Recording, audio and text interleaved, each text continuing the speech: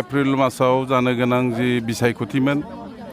बेखौ पेन्डेमिक कभिडनि थाखाय आसाम सरकारा फाथिनो हानाय जायाखिसै जायनि थाखाय दिनै गभर्नर रुल जादों बे बिटिसिआव गतिके दा दिनै जोंनि बिपिएफ दला आरो बिपिएफ दलजों लोगोसे गुबुन गुबुन दल संगठनाबो जे बिसायख'थिया जानांगौ होननानै बयबो बुंदों हस्रिखावदों जों बिपिएफ दलाबो दिनै बे हारिनि बिफा महात्मा गान्धीनि बे जोनोम सानाव जों शान्तिपूर्ण भाबै जों बिसायख'थि जानायखौ जों लुबैदों जों नागिरदों जोङो बारे बारे गले गले जोङो आसामनि मुख्यमन्त्रि आसाम स्टेट इलेक्शन कमिशनार बिथांमोनखौ जोङो मेम'रेन्डाम होबोदों जे जाहाथे आरोबाव 6 मास नैबे 6 मास गभर्नर रुला जोबनाय लोगो लोगोनो जाहाथे बिसायख'थिखौ फालियो बेनि थाखाय जोङो आन्दलनाव जिरायदों दा दिनै बे हाबाफारिया गासै बिटिसि मोनब्रैबो जिल्लायावनो सोलिदों जे मोनफ्रोमबो 40टा समस्ति जिथुनाखि 40टा समस्ति दं मोनफ्रोमबो समस्तियावनो दिनै बे हाबाफारिया जादों आरो शान्तिपूर्ण भाबै जाहाथे गणतन्त्रखौ जोङो गायसंनो हायो बेनि थाखायनो दिनै बे हाबाफारिखौ नाजावनाय जादों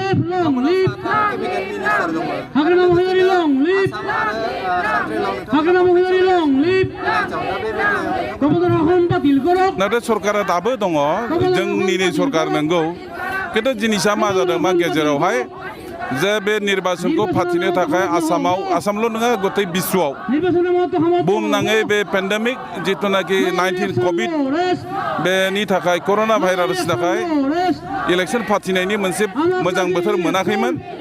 दा जिहेतु भारतबर्षनि इलेक्सन कमिसना मोनसे मोजां गाइडलाइन दिहुनबाय जे बे गाइडलाइनखौ फल' खालामनानै जोङो फार्दार जाहाथे आरोबाव 6 मास जाहाथे फावसाया बेनि थाखाय जोङो सरकारखौ जों अनुरद खालामनाय जादों जेरावनोखि दानि साइस्थ' मन्त्रि डक्टर हिमन्त बिश्व शर्मा बिथाङा जे आसामाव दासिमबो कर'ना भाइरासआ माने इलेक्सन फाथिनो हाथावथावै जे जोबाखै बे जिनिसखौ बुंनायाव जोङो दुखु मोनदों जे जोङो खावलायदों जे जोंहा नैबे दानि सोलिबाय थानाय अक्ट'बरनि जोबथा बे 27 थारिखआव जिहेतु बे जोबलांगोन बेखायनो बे 27 तारिखनि आगोल जाहाथे निर्बाचना जायो बेनि थाखाय जोङो दिनै शान्तिपूर्ण भाबै जोङो सरकारनि खाथियाव जोङो दाबि दिखांदों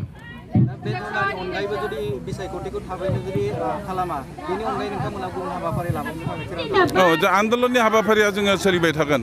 जे जोङो शान्तिपूर्ण भाबै जोङो गणतान्त्रिक भाबै जोंनि आन्दलना सोलिबाय थागोन दा दिनै बेनि उनाव जों मोन्थिदों जे बिटिसिआव थानाय बिभिन्न जाति जनगोष्ठी बा अन्यान्य दल संगठनफोराबो जे निर्बाचन जानांगौ एबा बिसायख'थिया थाबैनो जानांगौ होननानै बयबो दाबि दैखांदों आरो बे जोंनि आन्दलनखौ नुनानै जोंनि आसाम सरकारा जों मोन्थिनायाव बावैनो 6 खालारनि गेजेराव मोनसे सर्बदलीय मोनसे राजखान्थियारि आफादफोरखौ सावरायनो खावलायदों होननानै जों मिथिदों आरो ओइदिननो जोंनि साननायाव जे जोंनि इलेक्शना माला जागोन बेनि दिन थारिख थिग जागोन होननानै जों सानो बिसायख'थि खुंनायनि थाखाय माबाफोर राजखान्थियारि खैसारफोर दंमोन खैसारा थानो हागौ खायसे राजखान्थियारि खैसारि थानो हागौ दा बे खैसारियाव गोग्लैनानै जों जाहाथे बिटिएडि ओनसोलनि सर्बसाधारन रायजोआ जोंनि उन्नयननि फारसे जाहाथे जोङो गोग्लैसोना थानो नाङा जे 6 दान आरो 7 दान जोङो बे निर्बाचन जायैनि जाहोनाव सरकार गैयैनि जाहोनाव जोंहा जोंनि बे ओनसोलाव उन्नयनाव जौगाथायाव जोंहा गोग्लैसोलांदों बेखायनो जोङो बेखौ लुबैयाखै जे गणतान्त्रिक भाबै शान्तिपूर्ण भाबै मोनसे जनप्रिय सुबुंजों अनजानाय जाहाथे सरकार मोनसे होनो हायो बेनि थाखाय जोंनो बिसायख'थिखौ जोंनो नांगौ जोङो दिनैथ' जोङो जि मोनसे हांगार स्ट्राइक रसा नांनाय बे हाबाफारिनि गेजेरजों जों बेखौनो नागिरदों जे फैगौ 27 अक्ट'बरावथ' रायजोफोरनि सासना जोबगोन बेनि सिगां जोङो इलेक्सन फाथिनायखौ जोङो हास्थायदों बिपिएफ हान्जाया आरो बेनि थाखायनो जों दिनै जोबथ्र' हायै जोङो हांगामाखौ खालामबाय थालांगोन जुदि बिथांमोना जोंनि दाबिखौ मानिनानै लाया आइजोफोर जोङो जोंनि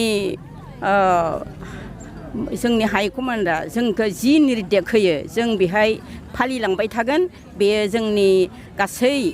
मेरु आइजो आफादनि अमेननि बे जोंनि थिरांथाखा जों माब्लाबाबो आइजो हिसाबै जों फावसायनानै थाया जोङो जोंनि आन्दलनखौ पेरेन्ट बडिजों लोगोसे अमेनफोराबो जोङो खालामलांफाबाय थागोन।